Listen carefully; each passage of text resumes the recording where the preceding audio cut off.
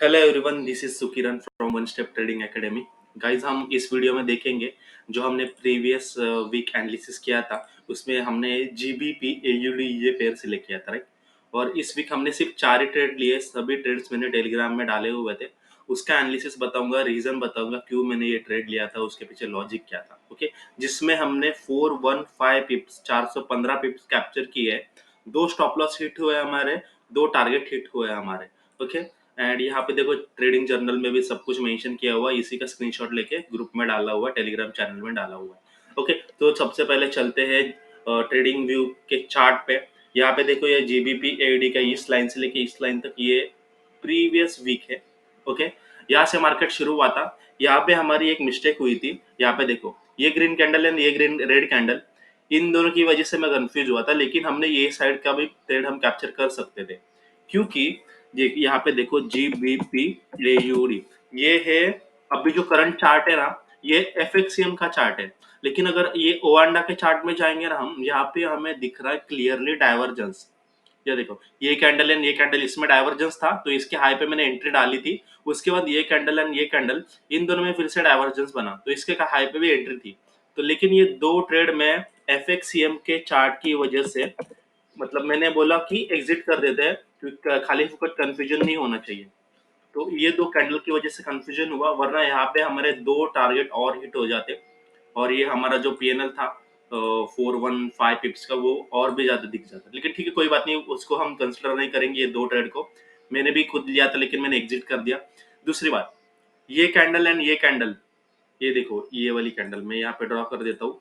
सबसे पहले ये कैंडल, ओके, एंड उसके बाद ये कैंडल जैसे ही खत्म हो गई तो इन दोनों में पीआरडी बना। पीआरडी का मतलब है पॉजिटिव रिवर्स डाइवर्जेंस।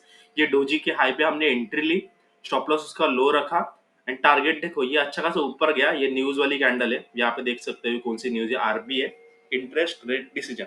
इस न्यूज ने अच्छा खासा अपसाइड मोमेंटम दिया, अच्छा खासा प्रॉफिट दिख रहा था। लेकिन सडनली इसने अच्छा खासा फॉल भी दे दिया। रीजन ये था कि यहाँ पे एक ये था, रेजिस्टेंस था।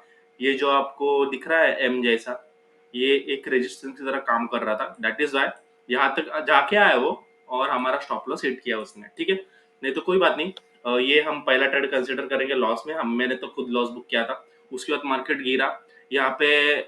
ठीक है, यहाँ पे भी एक सेटअप था लेकिन हमने वो कैप्चर नहीं किया, 40 के आसपास था। ओके, मैंने डाला नहीं मतलब टेलीग्राम पे।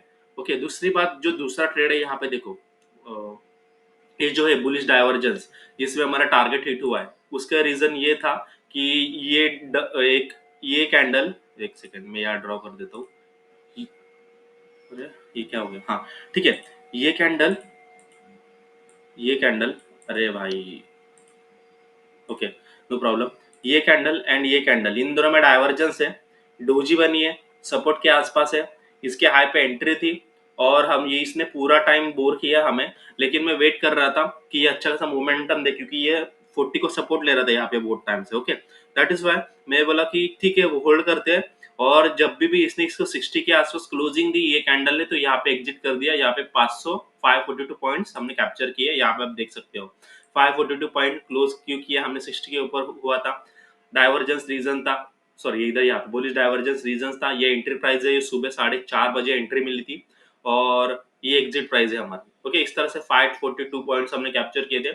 थर्ड ट्रेड बना है 12 तारीख को, जिसमें पीआरडी था। यहाँ पे जाते हैं, यहाँ पे देखो ये इधर कुछ भी सेटअप नहीं है। यहाँ ये कैप्चर हमने नहीं किए थे तो कुछ भी सेटअप नहीं बना था, ना डाइवर्जेंस था, ना रेशिफ्ट था, ना पीआरडी था। ओके, तो यहाँ पे देखो मार्केट यहाँ से गिरा, ये रेड कैंडल बनी। ओके, तो ये रेड कैंडल, सॉरी ये रेड कैंडल एंड ये रेड कैंडल, ये वाली, इन दोनों में पीआरडी है। पीआरडी का मतलब positive reverse divergence. That is why इसके हाई के ऊपर एंट्री ली थी लेकिन इसने हमारा डायरेक्ट स्टॉप लॉस ले लिया। ठीक है, कोई बात नहीं, हमारा एक और स्टॉप लॉस चला गया। पहला स्टॉप लॉस ये, दूसरा स्टॉप लॉस ये। ठीक है, तो यहाँ पे मैंने सब मेंशन किया हुआ है। यहाँ पे देखो पीआरडी रीजन था, ये एंट्री स्टॉप लॉस था, ये एंट्री प्राइस थी, एसएल हुआ है। ओके, चौथा ट्रेड देखते हैं हम। यहाँ पे देखो चौथा ट्रेड है पीआरडी एट 40 सपोर्ट। तो चार्ट पे जाते हैं। यहाँ पे देखो मार्केट नीचे गिरा शाम को, ये न्यूज के कारण यहाँ से नीचे गिरा था और यहाँ 40 सपोर्ट दिख रहा है। 40 को उसने ब्रेक किया और इस कैंडल में, ये देखो ये कैंडल,